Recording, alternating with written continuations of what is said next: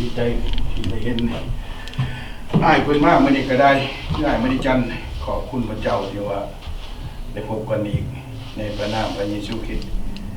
เห็นว่าหลายพาหลายปีเนาะเฮาก็บ่ได้เคยเห็นกันนะได้พบกันมื้อนี้ก็ขอบคุณพระเจ้ายังเป็นอ้ายเป็นน้องกันคือเก่าแหละแต่ว่าดีใจที่มาร่วมนมัสการพระเจ้าพังประวัตินาของพระเจ้าก็สิ่งที่เฮามาต้อนรับกันก็คือพระวจนะของพระเจ้างานนี้เป็นจังว่าดีใจที่เฮาได้พบผู้นาพบตาหรือว่าผู้อยู่ไกลหรือว่าโดยเฉพาะประเทศนี่นะฉันเฮาบ่ลีเฮาก็บ่ได้มาพบกันไปอยู่คนละส่วนโลกส่วนประเทศก็ดีบ่รู้จักบ่ได้เคยไปหลินไปเที่ยวนำกันนะแต่โอกาสแล้วฉันมาพบกันนี่มันก็ขอบคุณพระเจ้ามาในที่นี้ก็ดีบางเทื่อรังค่ามันจุกันก็เพียงแต่เอิ้นแต่กันซื่อๆนี่ยกมือแต่กันเนี่ยก็เรียกไปนะแต่โอกาสที่ได้มาเป็นโอกาสแบบนี้นะมันหายากนะพี่น้องแต่ก็นี่ก็ดีใจที่เพิ่นมีโอกาสนะถึงเป็นเพิ่นสละเวลามาหน่อยหนึ่งนะซ้ำนี่ก็ดีใจแล้วนะที่เราก็บริมีของผากของต้นที่จะต้นถึงกันในกันก็นอกจากพระคำของพระเจ้าขอบใจที่เพิ่นได้ไปกับลุงตันใน2-3 มื้อผ่านมาเพิ่นก็ไปเยี่ยมอยู่เฮือนนะเดี๋ยวลุงตันเพิ่นพาไปตามว่าขาไปทอนแขวดีละบ่เจ็บบ่นะขอบคุณพระเจ้าที่เพิ่นก็พยายามจะเงินคือให้มันจันนะก็ดีขอบคุณพระเจ้าพี่น้องถึงว่าบ่แม่นธรรมดาที่หลายเทื่อก็คือเฮาได้เห็นแบบนี้นะมันบ่แม่นของธรรมดาถ้าบ่แม่นเวลาของมันแท้ๆน่ะมันบ่ได้พบกันนะพี่น้องยากพบกันนะเพราะโลกนี่มันกว้างเลยคำว่าโลกมันกว้างเห็นพอทิศทางของเรามันบ่คือกันนะต่างไผก็ต่างหาอยู่หากินเวลามันก็หมุนไปเรื่อยๆนะกว่าจะได้มาพบกันนี่ก็ขอบคุณพระเจ้าพี่น้องฉะนั้นชาวคริสเตียนนึงแท้ๆนะที่เชื่อพระเยซูคริสต์คือกันนะเฮาก็ยังบ่ได้พบกันนะพี่น้องเพราะว่าเวลามันเป็นการกำหนดที่ชีวิตของพวกเฮานะจังว่าฉะนั้นบางตลกเขาเนาะทุกคนเนาะมันมีคุณค่านะเกิดขึ้นมาอยู่ในนี้จังฮู้จักว่าคุณค่าของเฮามีหยังคุณค่าของเฮานี่เขามาอยู่นี่แล้วฮู้จักเบิดแต่ละคนมีค่านะค่าหยังค่าพื้นค่าไฟค่าน้ำค่าเบี้ยต่างๆนะมันต้องได้จ่ายนะอันนั้นจังว่าค่าของคนมันมีแนวนั้นนะพี่น้องฉะนั้นพวกเฮาจึงบ่ได้อยู่บ่ได้เห็นหน้ากันนะถึงว่าได้ไปหาอยู่หากินขอบคุณพระเจ้าสำหรับมื้อนี้เนี่ยพวกเขามาอยู่ในอเมริกาเนี่ยบ่แม่นธรรมดาพี่น้องถ้าบ่แม่นเรื่องความเมตตากรุณาของคนศาสตร์นี้นะเฮาก็บ่ได้มาดอกพี่น้องผู้ขาบ้านนอกบ่ได้เว้นควันภัยในเมืองซ้ำนะบ่แต่ว่าเลี้ยวเห็นดอกโอกาสที่ได้มานี่บ่ได้มานะพี่น้องบ่ได้มานะคือไม่เห็นขอบคุณพระเจ้าบางคนเขาบอกขอบคุณท่านไกรชรพรหมวิหารที่เฮ็ดให้เฮาได้มานี่เขาว่าได้ก็มีหลายคนเนี่ยนะเห็นไหมขอบคุณพระเจ้าพี่น้องถึงว่าเฮาบ่ได้มาดอกได้ไปขึ้นในนั้นถึงในนี้ที่มันเอียงต่างประเทศนี่มันบ่ได้ไปซ้ำนะถึงว่าเรียนจบไปได้ก็บ่ได้มาเป็นทหารได้ชั้นใดก็บ่ได้มานำเพิ่นได้ว่าเพราะว่าเฮาบ่มีโอกาสนะฉะนั้นย้อนความเมตตาสงสารของพระเจ้าย้อนความอีต้นสงสารของชนชาตินี้ที่รับเอาเขามาในแผ่นดินตอนนี้ขอบคุณพระเจ้าพี่น้องอันนั้นจังว่าย้อนความอีต้นสงสารเมตตานะของพระเจ้านะพอไปยังเขามีพระเยซูคริสต์นะจะเฮาก็ฮู้อยู่ตะกี้เห็นความเมตตาสงสารนะเฮาก็มีอยู่ว่าเฮาก็ แต่ใหญ่มากจนแต่ต้นเฒ่าฉันซักก็เห็นอยู่อ่ะคือในพวกมาวิหารสีเขาก็ท่านได้เห็นในข้อที่หนึ่งว่าเมตตานะความเมตตานะอยากให้คนอื่นเขาได้ดีเนี่ยมีความสุขนะแต่เขาก็บ่เข้าใจว่าเพิ่นว่าอย่างนั้นตะกี้นะฉะนั้นเมื่อมาเห็นเลยว่า ความเมตตาเรานี่นะมันมาแต่ใจมันมาจากพระเจ้านะพระเจ้าเขาเจ้าไม่เชื่อพระเจ้าเขาเจ้าหนึ่งเลยหักเอาเฮาเข้ามานี่บู้ประชาภาษีเพียงเนี่ยไม่เชื่อไม่กระทำกับผมมีพี่น้องโตติตีอันแนวนี้นะที่มันเชื่อเขาผมมีนะเข้ามาพี่น้องขอบคุณพระเจ้าพี่น้องฉะนั้นมีโอกาสที่เข้าพบกันนะขอบคุณพระเจ้าในโอกาสแบบนี้นะแนวนี้นะก็ดีใจดีได้เห็นหน้าเห็นตานะหลายคนนี่ขอบคุณพระเจ้ามื้อนี้ก็ท่านเพิ่นได้คือยาย เพิ่นได้มาร่วมนมัสการก็ขอบคุณพระเจ้าพี่น้องว่าก็ดีใจฉะนั้นถึงว่าทีนี้ที่เห็นหน้าเห็นตานี่อาย มื้อนี้จันเพิ่นมื้อนี้ก็ดีขอบคุณพระเจ้าฉะนั้นถึงว่าฉะนั้นถึงว่ามื้อนี้จึงมาเว้าถึงว่าเป็นยังจังได้เห็นแนวนี้นะจังนั้นมาอยู่ในนี้พบกันแนวนี้นะเพราะพระเมตตาของพระเจ้าฉะนั้นจึงว่าในพวกบาบิหาร4ข้อเนี่ยที่พระเจ้าพระพุทธเจ้าเพิ่นได้กำหนดไว้ก็ ว่าความเมตตาฉะนั้นเราชอบหาจนเมื่อยนะพี่น้องอยู่ใจนะบ่เห็นนะพ่อหอบขอความเมตตาในอยู่บ้านในชาวบ่นี้มาบ่โตนคองมาตายคานคองบ่ถึงบ่มีเมตตาเลยนะความจริงกับสิ่งเหล่านี้มันเกิดอยู่พุ่นนะบ่ได้เมตตาสงสารเฮานะเฮาบ่เอาตัวรอดมาป่านนี้นะมาอยู่ในชุนอพยพจังได๋ข้าเจ้าคนที่มีพระประสงค์มีเมตตาจากคนหลายชาติในโลกนี้เอาเข้ามาแผ่นดินของเจ้าขอบคุณพระเจ้าพี่น้องบางทีเขาก็เฮ็ดบ่ได้นะเรื่องความเมตตานี่คือได้พระคัมภีร์ได้บอกไว้ว่าบ่เพียงแต่ว่าแต่นะเฮาสิปล่อยสิด่าสิให้นะความเครียดหายของเฮาการขาพันลั่นแท้งว่ายังกระเหลี่ยเตจังว่าเฮาที่มีความเมตตามันไม่เมตตาบ่ได้พี่น้องท้าบ่จักพระเจ้านะโดยเฉพาะในพระคัมภีร์ว่าต้องฮักศัตรูนะอธิษฐานคนที่ข่มเหงเจ้านี่มันเฮ็ดบ่ได้ในตัวนี้เนาะเขาจะมีความเมตตาปานนั้นบ่แต่ปัญหาพวกเขามันเฮ็ดบ่ได้นะแต่ใหญ่แต่น้อยตัวมาต้นใหญ่นะผู้ข่าวเป็นชังกะลีนวัดก็ได้ยินเพิ่นบอกเลยเนี่ยเมตตาต้องมีหยังแต่มาอยู่พี่แล้วว่าในพระคัมภีร์บอกว่าจงหัดศัตรูจงอธิษฐานเพื่อคนที่ข่มเหงเจ้าอีกป้าเต้าขอนี่มันสิไปรอดว่ะเขาด่าอยู่จริงว่าไอ้ต้นเขาอยู่นะแต่ว่าคือแต่ว่าสรุปความคนชาตินี่นะเขาเห็นใดนะพี่น้องเป็นสันพวกเขาตีกันแล้วเป็นก็ต้องกระดูกเข่าหมอมันบอกไปใต้ยังบอกไปพงศพกันไหนผิดกันไหนแต่เขาตีกันปากแตกเลือดออกเอาเจียบมาเช็ดดึกก็นั่งที่เขากันอีกดินี่มันปัญหามันเป็นเรื่องที่เขาเจ้าเอามาใช้ยืนนะเขาเห็ดบุได้เขามันบูมไม่มีตะกี้นะฉะนั้นจังหวะสิ่งนี้มันมีแล้วในเขาแต่เขาเห็ดบุได้นะเป็นอย่างนั้นโดยเฉพาะมากับเฉเขามาว่านี่ขอที่ผมนึกต่อกันว่าข้อที่1ในสินหานะปานาที่ปัตตเวรมณีสีขาประทังสมาธิยามิ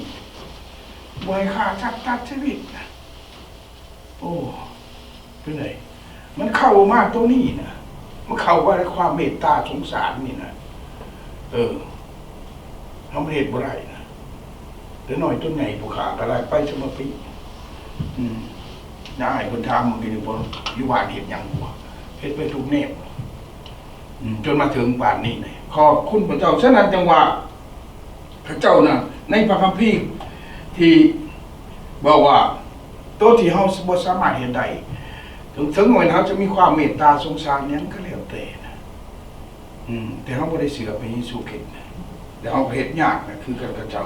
ฉะนั้นได้มาถ่ายบทที่5ข้อที่43ถึง45พี่น้องที่ผู้ข่าได้เอาไปเทศนาไปสอนกับบางคนบางเขาเจ้าบอกว่าโอ้เฮ็ดบ่ได้อาจารย์ยอมตัวนี้นะว่านี่ก็ว่าขอเวลาไปก่อนว่าเอเมนขอบคุณพระเจ้านี่ข้อที่1นี่ข้อที่43ในมาถ่ายบทที่5ว่า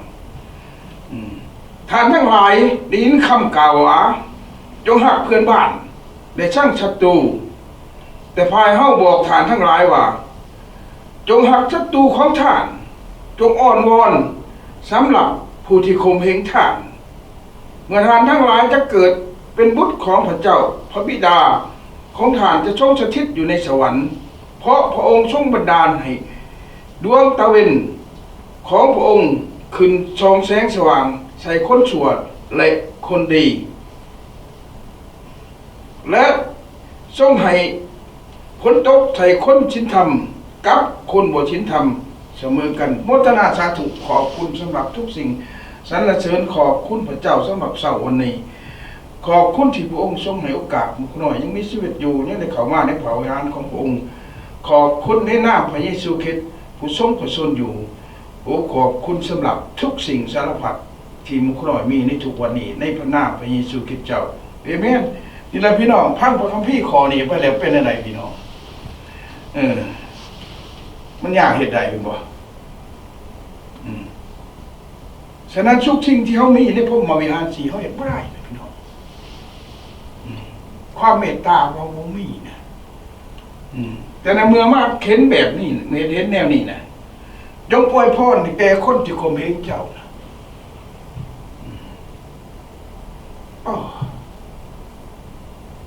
เป็นปัญหาที่ยากสำหรับเฮานะเป็นโอกาสที่พวกเฮาหาได้ยากเฮ็ดได้ยากสำหรับนี่นะอันนี้ในจังหวะแล้วแต่ถ้าเฮาบ่มีเป็นหยังเขาจะเฮ็ดได้เพราะความเมตตาของเฮาบ่มีความเมตตาองค์พระเยซูคริสต์เด้อซั่นซึ่งตายบนไม้กางเขนนี่คือเฮ็ดได้ก็คนฟิลิปปินส์ก็ไปเอากันไปแบกกันไปแคว้นใช่ไหมตอกตะปูใส่มือเลือดแตกเลือดแต้มหนอไหนเฮ็ดได้เขาก็จำเฮ็ดได้นะองค์พระเยซูคริสต์เนี่ยนะถึงว่าพระองค์ได้เข้ามาในโลกนี่นะเนื่องความเมตตาสงสารของพระเจ้าพอพระเจ้าเห็นมนุษย์เฮาทุกคนทุกคนเราเป็นคนบาปนะเป็นในจังหวัดพอพระเจ้าสร้างผู้หญิงกับผู้ชายเกิดขึ้นมาในโลกนี้ในปฐมกาลบทที่1เกิดขึ้นมาแล้วคน2คนนั่นนะแล้วไปเฮ็ดบาปพี่น้องบ่เชื่อฟังพระเจ้านี่การบ่เชื่อฟังนั่นคือการเฮ็ดบาปเขาจึงเป็นบาปฉะนั้นพวกเขาเกิดขึ้นมาทุกวันเกิดขึ้นมาจากเชื้อสายตัวนั้นนะฉะนั้นตระกูลเฮาแบบใดนะก็เป็นแบบนั้นนะเขาเชื้อสายมาจากมนุษย์ทั้งโลกอันนี้นะเกิดมาย้อนคน2คนนั่นฉะนั้นเขาก็จึงว่าเป็นคนบาปพระเจ้าจึงมีความเมตตาสงสารบ่อยากให้คนทุกข์ทรมานบ่อยากให้มนุษย์ตกนรกนะฉะนั้นจังหวะด้วยความเมตตาปรารถนาอยากให้คนอื่นมีความสุขนะบ่มีไผแม่นบ่นอกจากพระเจ้านอกจากลูกนะกับพ่อกับแม่น่ะบ่มีไผดอกเห็นลูกเขาก็ด่าแม่นบ่ลูกเขาเฮ็ดชั่วนะแต่คนอื่นเด็กเขาด่านะแต่เฮาได้สั่นบ่ได้แต่เฮาหอมด่าบ่ได้ได้ลูกเฮาได้ชั่วกับลูกนะฉะนั้นพระเจ้าคือกันพระเจ้าสร้างมนุษย์ขึ้นมาในโลกเนี่ยอยากให้ทุกคนได้พบกับความสุขบ่อยากให้ไปตกนรกนะฉะนั้นพระองค์พระเยซูคริสต์จึงเข้ามาในโลกนี้ไปตึงบนไม้กางเขนเพื่อคนบาปทั้งหลายนะฉะนั้นพวกเฮาก็คือกันพ่อกับแม่นะมาทนทุกข์ทรมานเป็นหนี้เป็นศีลเป็นสารพัดนะพี่น้อง อยากให้ลูกมีดีมีดีอยากให้ลูกมีอยู่มีกินนะฉะนั้นจังหวะก็พ่อออกไปอย่างเพราะความเมตตาของพ่อของแม่นะอยากให้เป็นอย่างนั้นนะอยากให้เขาเกิดเป็นมาอยากให้มีอยู่มีกินอยากให้มีความสุขอย่างนี้เถอะนะอันนี้เลยจังหวะจึงเหตุในพระเจ้าจึงเหตุในความเมตตานี่เกิดขึ้นคือความจริงเรื่องว่าพระเจ้าบอกว่าในพระยับธรรมทายบอกว่าจงหักศัตรูทานทั้งหลายได้ยินคำว่าจงหักเพื่อนบ้านและสร้างศัตรูมันบอกอันตัวนี้มันติดมาในสมองเลยคนเฮือนเฮาไผบ่หักแต่ว่าเรื่องศัตรูนี่บ่มีไผหักหรอกตายกันถึงตายกันนะความเจ็บปวดมีสำใดนะก็ต้องความสั่งมีสำนั้นนะมันเฮ็ดบ่ได้พี่น้องเอเมนขอบคุณพระเจ้าพี่น้องแต่ประเด็นนั้นเราพี่บัว เขาบอกไปตรงนั้นพระเจ้าว่าเขาบอกทานทั้งหลายว่าจงหักศัตรูของท่านแม่ขอบคุณพระเจ้าพี่น้องป้านั่นคุณว่าเพราะว่าความเมตตาสงสารของพระเจ้านะให้หักเขานะมันคือกันมันเกิดมาโมเดียวกันนะจะไปเกียรติไปสั่งในที่ไหนในจังหวัดจงหักเพราะมันรู้จักอย่างนี้มันเหตุไปนะเอเมนขอบคุณพระเจ้าพี่น้องถ้ามนุษย์โลกเขาเนี่ยว่าถ้าบ่มีพระเยซูคริสต์เข้ามาในโลกเนี่ยเพื่อจะพับเอาบาปของพวกเขาไปตึงบนใหม่กาแคพวกเขากับบ่รอดนะแต่บรรดาพี่น้องพระเจ้าให้นะมีผู้ใดเชี่ยวให้นะตะกี้ผู้ค้าบ่จะเอาให้คือกันไหนเจ้าเป็นคนบาปได้เจ้าไปหับบัพติศมาหับเอาพระเยซูซะเอาความบาปของเจ้าไปให้เพิ่นว่าจะไปหับเลยป้าเท่าอาจารย์เพิ่นมาเวียนเท่าไรเถื่อบุญให้เจ้าหับเอาได้เจ้าหับเอาได้โอ้ยมันแน่ยากเลยพี่น้องสุดท้ายมาแบบจำยอมจำนนนะเอเมนขอบคุณในยังเขาไม่ได้เข้าใจนะเพราะว่าความเมตตาสงสารของพระเจ้ามีหลายเองก็จริงๆแล้วนี่ถึงว่าจงหักศัตรูของจงอ้อนวอนแล้วคนสิข่มเหงฐานเหตุอะไรด้วยตรงนี้เป็นอย่างนั้นความเมตตาที่เขามีอยู่ในที่เฮียนที่รู้จักมาแต่ยังหน่อยตัวใหญ่จนมันมืดมันบ่ลือก็ได้เมื่อเวลามันเห็นใจหายมันบ่ลือเนี่ยมันมืดได้ฉะนั้นจังว่าเอเมนขอบคุณพระเจ้าถึงมาอยู่ในแผ่นนี้ตอนนี้มาได้รู้จักกับชนศาสตร์เหล่านี้เนี่ยเขาเจ้ามีจิตใจแบบนี้นะไม่ได้กันใดวะตีกันไปจับมือกันไปกินข้าวกันไม่ได้ใดวะไม่ได้มันเฮ็ดไตอยู่ปึ่งหัวนี่พี่น้องนี่ผมมันเฮ็ดแล้วนี่นะมันรู้จักตัวนี้นะบ่แม่นพาราติกบ่แม่นการเมืองบ่แม่นหยังมันเฮ็ดอยู่ในปึ่งหัวนี่ฉะนั้นเขาจึงเฮ็ดได้นะเอเมนขอบคุณพระเจ้าเรื่องความปรารถนาอยากให้คนอื่นมีความสุขมันเฮ็ดยากนะเอเมนขอบคุณพระเจ้าบางเถื่อพอกับแม่ก็ยังไรแม่นี้บ้านนั่นนะออกเคลื่อนกันเดียวยายแม่ตายชาวทีลูกอะไรแม่นี้ลูกเขาแม่เอาลูกไปใส่ผ้าอ้อมไปไหวในทางที่เหนือก็มีนะมันยากนะมนุษย์นะฉะนั้นจังหวะแต่พระเจ้าบอกว่าจงหักศัตรูของฐานอย่าอ้อนวอนเพื่อเขาเพราะทุกคนเกิดมาในโลกนี้บ่อภัยนะที่ทุกข์หรือดีที่มีที่หังยังก็เลยเป็นเศรษฐีก็ตามยังแต่มันก็อาศัยแผ่นดวงตะเวนหน่วยเดียวกันนี่แหละบ่มีดอกว่าเศรษฐีจะไปอาศัยดวงตะเวนแนวอื่นเปล่าแต่ว่าดอกไผ่ตามกันผู้หนึ่งใส่โซลาร์เซลล์ผู้หนึ่งใส่ดอกไผ่มาจากเขื่อนน้ำตามกันเท่านั้นพี่น้องแต่ว่าพระเจ้าทรงเฮ็ดให้พ้นตกไทยคนเฮาผู้ที่คนดีคนชั่วเสมอกันนะพี่น้องเป็นนั้นดังตัวเอาแกงพ้นนี่ถ้าบ่ได้กรรมขนมมันบ่ถือถ้าบ่กรรมขนมนี่มันถือคือกันหมดเปียกไอ้แง่คือกันนะเป็นนักชั้นบ่มีภัยนะปราศจากเรื่องนี้นะแม่ขอบคุณพระเจ้าจงว่าได้ขอที่44ว่า45นะว่าประธานนั้นหลายเกิดเป็นบุตรของพระบิดา ของทานผู้ทรงสถิตอยู่ในสวรรค์เพราะพระองค์ทรงบันดาลให้ดวงตะวันของพระองค์ขึ้นแสงส่องแสงสว่างใส่คนชั่วและคนดีคือกันเมื่อพี่น้องคนดีหรือคนชั่วเมียงเบิ้งพี่น้องโดยเฉพาะประเทศอันนี้เขามีในเน็ตมีความเมตตาสงสารไปเบิ้งพวกอยู่ในคุกดูพี่น้องมันกินคือเห่าตามบุ้ยข้าวเหนียวแต่มันคือมันบ่มีข้าวเหนียวคือเห่าหรอกแต่เขากินอาหารนั้นเดียวกันคือเขากินในตลาดว่ามากปล่อยให้เขาหิวตายผมบอกคนในแผ่นดินตอนนี้นะถือคุกก็กินอาหารดีนะพี่น้องอันนี้เขาสนองตัวในพระคัมภีร์ข้อนี้ว่าพระเจ้าได้ทรงดวงอาทิตย์หรือส่องแสงสว่างลงมาใส่คนดีและคนชั่วคือกันถึงแม้เขาเจ้าเขาคุกก็ยังเขาอยู่ในความเมตตาของพระเจ้า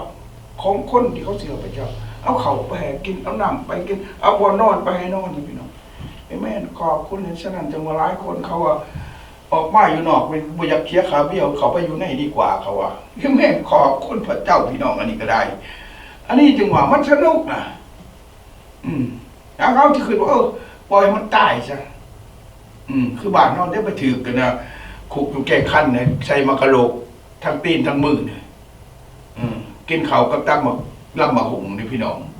โอ้ใส่เกลือเม็ดช่องกระปัดนี่ไม่ได้สนใจที่ใต้เลยที่นั่งไม่จับอันเดียวแค่ว่าเขาคุกคืออยู่บ้านอันนี้มันสบายพี่น้องอันนั้นจังหวะอันนี้จังหวะเขาบริเห็นจริงแล้วนี่เนี่ยคือเจ้าเนี่ยว่ามีความเมตตาสงสารนี่ยังแต่ละขอบคุณพระเจ้าที่พระเจ้าเมตตาส้นศาสตร์ในเมตตาน่าสงสารพี่น้องเห็นใจคนติเตียขึ้นจะเอานี่เมื่อมาแล้วมีอาการไปโดดก่อนโอ้ยหัวลูกเพียงมันนี่เพียงบอกว่าใจอยู่นี่เลยมันก่อนมันหักเฮานะเมื่อเห็นเฮาลงยนต์มานะเอเมนขอบคุณพระเจ้าพี่น้องเขาเจ้ามากนะจะมีความเมตตาสงสารเขานะเป็นสั้นจังว่านี่แหละจังว่าเพิ่งถึงวันนี้เขาจึงหูจักว่าความปรารถนาหรือความหักใครอยากให้คนอื่นมีความสุขนี่มันหายากสำหรับเฮาที่รู้จักเรื่องธรรมะนะธรรมะมันยังกว่าธรรมะนี่คือพระเจ้าพี่น้องโยฮันบทที่ 1ข้อที่ 1พระเจ้าเขาเป็นธรรมะ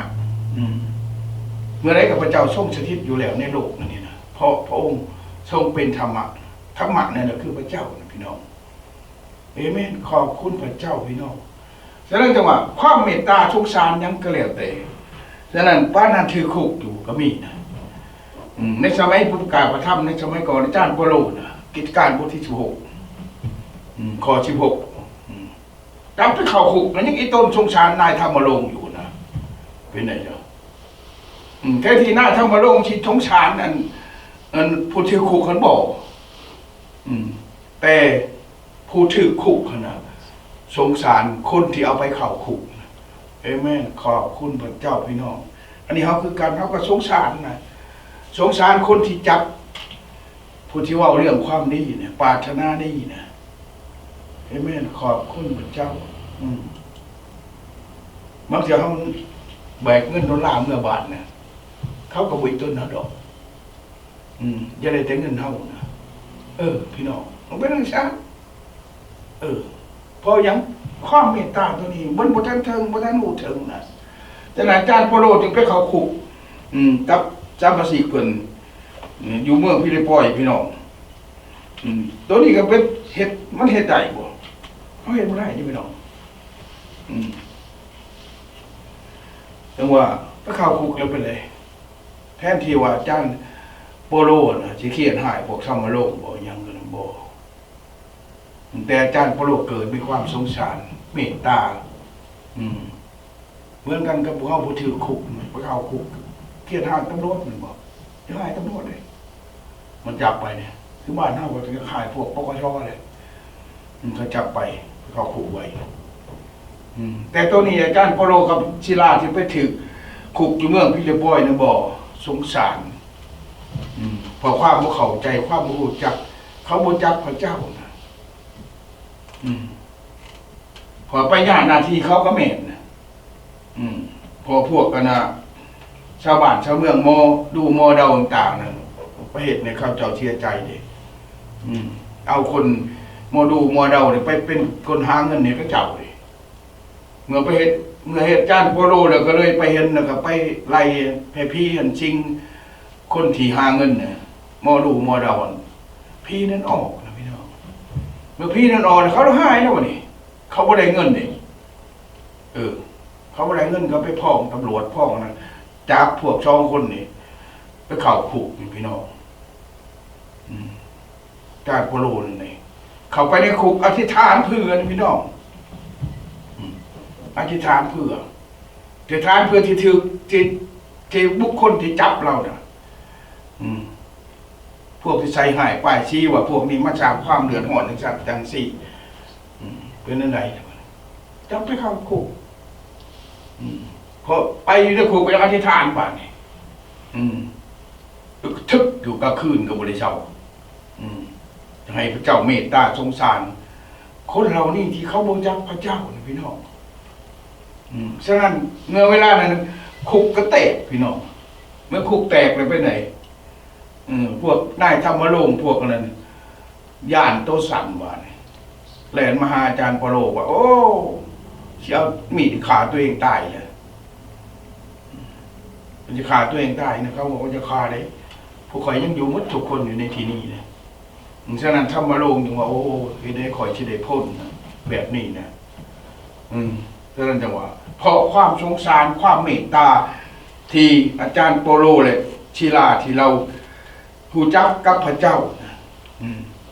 เพราะพระเจ้ามีความเมตตาสงสารนะมนุษย์เขานะจึงเหตุให้คุกแต่พังทลายมันอาจารย์โปโลจึงได้ตัดสินใจบอกว่าเจ้าต้องขาตัวเองตายดอกขนาดล้างถือกับพวกเขานะเมื่อมาจนตาเจนะบูจักทางออกบูจักทางเข่าคุมชีวิตของเราเอาผ่านมาชิงแล้วนี่นะแล้วหน่อยปานาที่ปาตาเวรมณีชิคาปธรรมสมาธิยามิบริขาตัดชีวิตนะบริเหตุในชิงที่บุรีบุจบบุงามนะเพราะเหตุมันอดบุได้นะพี่น้องมันมาคัดกันนะก็คอที่ว่าให้เมตตามีความหักใครปรารถนาอยากให้คนอื่นมีความสุขนะในคาราเตียบทที่หาข้อที่22จังว่าเรื่องนี้นะพี่น้องมันคัดใจกันกับเฮานะเฮาเหตุบ่ได้นะพี่น้องปานาถบริขาชัดตัดชีวิตจึงว่าทิ้งที่คัดคืนต่อจริงที่เฮาความปรารถนาของเฮาอยากเฮ็ดอยากทำนะมันเฮ็ดบ่ได้นะ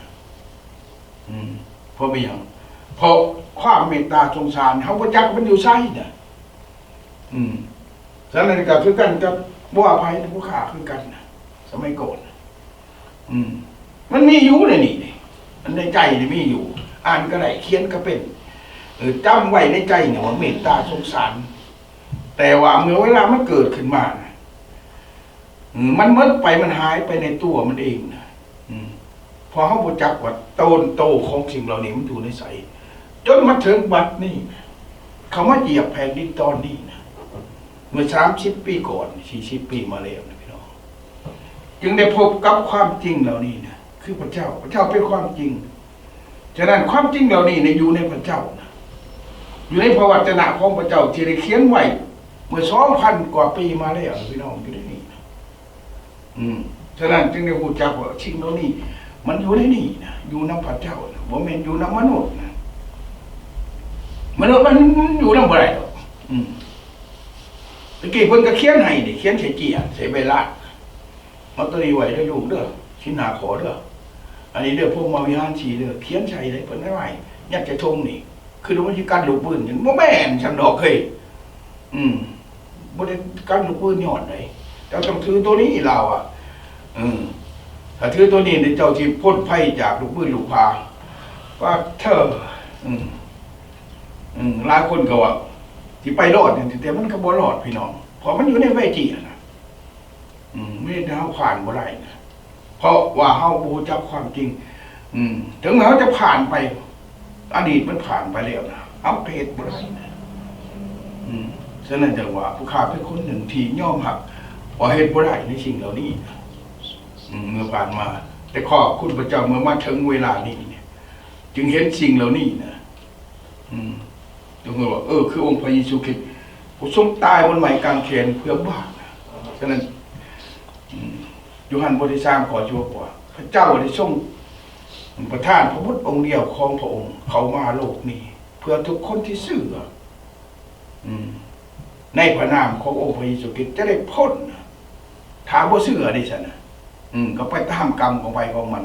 เพราะว่าเขาจะมายืนอยู่ในความเมตตาตัวนี้ให้มันอยู่ในท้องเสือเขาบอก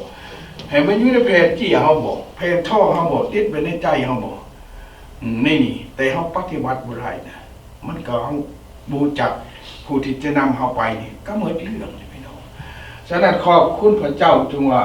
คืออาจารย์โปโลเลยเมื่อเวลาเป็นอะไรในข้อที่16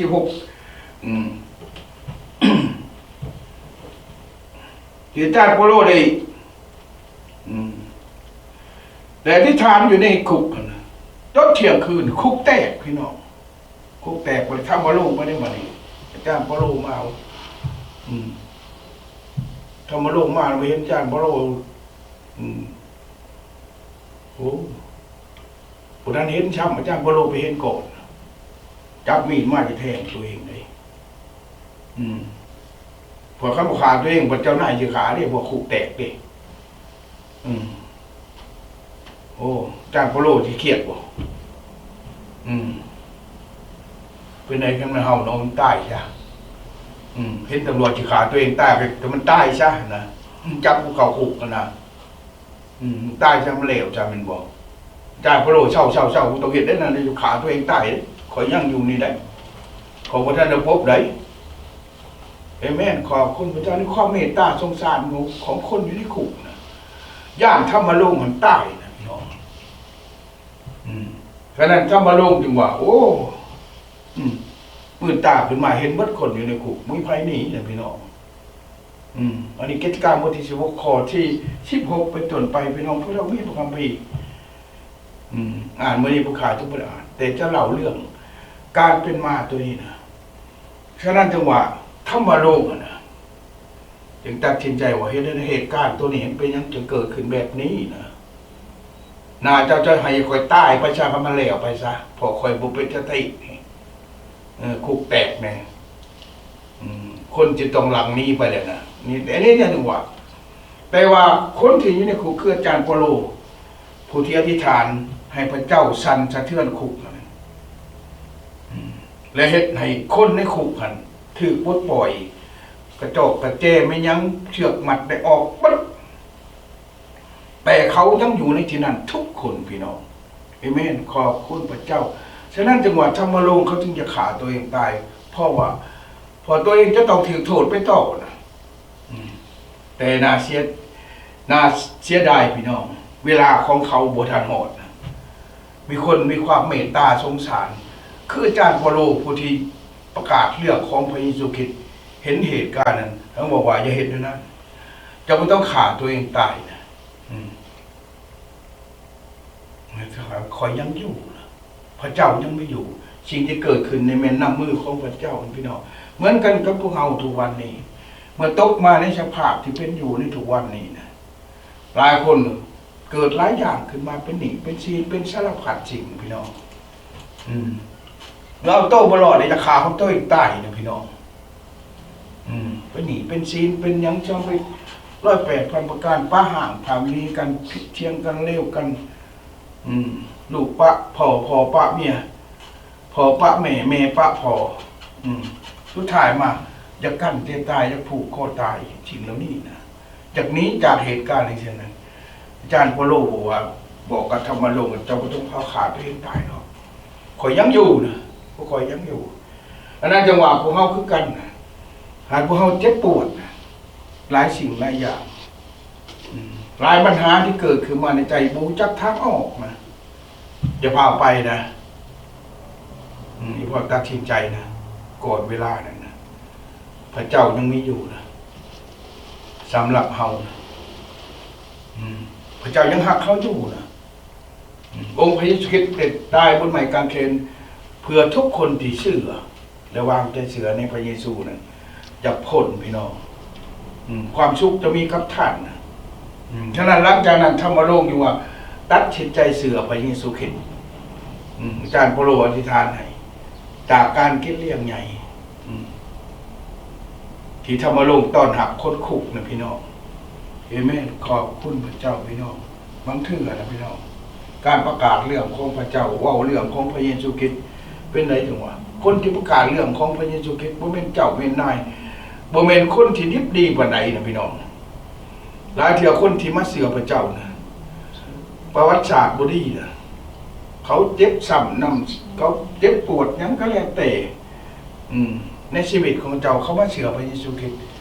ประกาศเรื่องพระเยซูคริสต์หลายเที่ยวเฮาสิบ่อยากพากความสิ่งเหล่านั้นนะเพราะสิ่งเหล่านั้นเป็นสิ่งที่เฮ็ดให้เฮาจิตใจเฮาว่าเขาก็คือคนจังซั่นนะฉะนั้นแต่เรื่องของพระเยซูคริสต์เนี่ยพี่น้องบ่แม่นธรรมดาเป็นเรื่องที่ความรอดความพ้นเพราะพระเจ้านั้นเป็นธรรมะธรรมะนั่นคือพระเจ้าฉะนั้นหลังจากเฮาสิรู้จักพระเจ้าคือหยังพระเจ้านั้นคือธรรมะธรรมะนี่คือพระเจ้าผู้ทรงสร้างแต่โลกนี่ทั้งโลกนะแผ่นดินแผ่นน้ำยังก็เรียกดวงตะวันดวงเดือนดวงดาวจะเกิดขึ้นมาเองบ่ได้นะนอกจากธรรมะธรรมะนั่นแหละคือพระเจ้าธรรมะได้สร้างสารพัดสิ่งขึ้นมาในโลกนี้ฉะนั้นรวมทั้งตัวเฮาก็ตึกสร้างขึ้นมาโดยธรรมะถ้าบ่มีธรรมะเกิดขึ้นบ่ได้นะฉะนั้นสิ่งเหล่านี้เนี่ยจึงบางบัญญัติไว้ในศาสนาอะไรพุทธศาสนายังก็แล้วแต่จึงมีสิ่งเหล่านี้นะฉะนั้นสิ่งเหล่านี้เกิดมาจากพระเจ้าฉะนั้นธรรมลงทั้งขอบทั้งขั้วนะพี่น้องได้ตัดสินใจเสือพระเจ้าพี่น้องหักเอาพระเจ้านะพี่น้องย้อนการประกาศของอาจารย์เปโลย้อนคนขุกได้อธิษฐานเพื่อเราได้อ้อนวอนเพื่อคนทั้งหลายเหล่านั้นที่เป็นนายขุกนายยังก็แล้วแต่ผู้ที่ถือจับอาจารย์เปโลและศิลาเขาไปในคุกให้เขาได้รู้จักเชื่อพระเจ้าอภัยบาปแก่เขาเจ้าเหล่านั้นพี่น้องคือการอภัยบาปของอาจารย์ผู้ที่ว่าถือกับอาจารย์เปโลยัดเข้าไปไว้ในคุกในสมัยนั้นนะฉะนั้นจึงว่าย้อนความเมตตาสงสารเหล่านั้นจึงจะปล่อยให้ธรรมโลกไม่ได้ตาขาตัวเองตายนะฉะนั้นจึงว่าเมื่อนี้นะพวกเราจะใส่หายความผิดความบาปอย่าใส่หายนี้อย่าใส่หายศีลอย่าใส่หายชีวิตของกรรมเกิดขึ้นมาแต่เมื่อเกิดพ่อแม่บ่พาเป็นจังซั่นพ่อแม่บ่พาเป็นจังซี่อย่าไปใส่หายตัวนั้นนะพี่น้องสิ่งเหล่านี้มันเกิดขึ้นมาในเฮาเพราะทุกคนชีวิตเป็นแบบนี้เกิดมาจากพระเจ้าความจนความห่างความมีบ่ได้เป็นสิ่งที่ชี้ขาดตัดชินให้ชีวิตเฮาเป็นแบบนี้นะฉะนั้นชีวิตของเราเป็นอยู่ในทุกวันนี้ก็เป็นมาจากพระเจ้าพี่น้องเพราะมนุษย์คนแรกที่เกิดที่พระเจ้าสร้างขึ้นมาบ่เชื่อในพระนามของพระเจ้าเฮ็ดให้พวกเฮาตกอยู่ในภาวะเหตุการณ์แบบนี้นะว่าทุกสิ่งสารพัดถ้าพวกเฮาตัดสินใจเชื่อพระเจ้าสิ่งเหล่านี้นะจงเบิ่งชีวิตของธรรมโลกนะเขาตัดสินใจเชื่อพระเจ้าพร้อมทั้งครอบครัวก่อนเขาจะจากโลกนี้ไปด้วยมีดของเขาที่กำลังจะแทงท้องเขาเพราะว่าการกระทำของเขาที่เฮ็ดให้คนคุกบ่อยู่ฉะนั้นจึงว่าเฮาชีวิตของพวกเฮานะเฮาบ่สามารถใส่หนี้ใส่ศีลได้บ่สามารถปลดหยังได้บ่สามารถเป็นคนที่ดีได้อย่าน้อยใจพี่น้องแต่ตัดสินใจเชื่อพระเยซูคริสต์พังความหับเอาพระเยซูคริสต์มาเป็นพระผู้โปรดให้พ้นและชาติจะรอดความเมตตาสงสารเกิดมาจากพระเจ้าการที่ประกาศเรื่องของพระเจ้าบ่แม่นเพื่อจะสร้างให้ลัทธิหรือการเมืองนี้เกิดดีขึ้นย้อนความเมตตาสงสารของพระเจ้าเฮ็ดให้มนุษย์ทุกคนได้เชื่อพระเจ้าได้เห็นความจริงพระเจ้านั่นแหละเป็นความจริงพระเจ้านั้นเป็นทางนั้นเป็นชีวิตถ้าผู้ใดจะไปหาพระเจ้าได้นอกจากไปทางพระเยซูคริสต์นี่แหละพี่น้องไปทางธรรมะศีลธรรมมันแท้จริงฉะนั้นจึงว่าอันนี้คือความเมตตาสงสารที่พระเจ้ามีต่อมนุษย์คือในองค์พระเยซูคริสต์ที่ตึงบนไม้กางเขน ด้วยความเมตตาความหักอันแท้จริงจากพระเยซูคริสต์โมทนาสาธุขอบคุณสำหรับทุกสิ่งสรรเสริญพระเจ้าขอบคุณพระเจ้าสำหรับเช้าวันนี้ขอบคุณทุกสิ่งในความเมตตาสงสารของพระองค์ที่ทรงเหตุให้มนุษย์โลกมีที่อยู่มีอาหารการกินมีเฮือนมีซ่านมีบ่อนอยู่บ่อนเช่ามีหลายสิ่งหลายอย่างทุกสิ่งจิตใจวิญญาณที่มาจากพระเจ้านั้นขอพระองค์จงเราโลภจิตใจผู้ที่ทุกโศกผู้ที่เสียครอบสมาชิกครอบครัวไปก็ขอพระองค์จงเราโลภผู้ที่ยังอยู่ขอพระเจ้าทรงสถิตอยู่นำเขาขอพระเจ้าทรงสถิตอยู่นำภัยคนทั้งหลายที่กำลังไปให้เกียรติจะชักให้เกียรติและอบอุ่นแก่ครอบครัวเฮือนชาติของพระเจ้าฉะนั้นขอบคุณสำหรับทุกสิ่งที่พระเจ้าทรงเมตตาสงสาร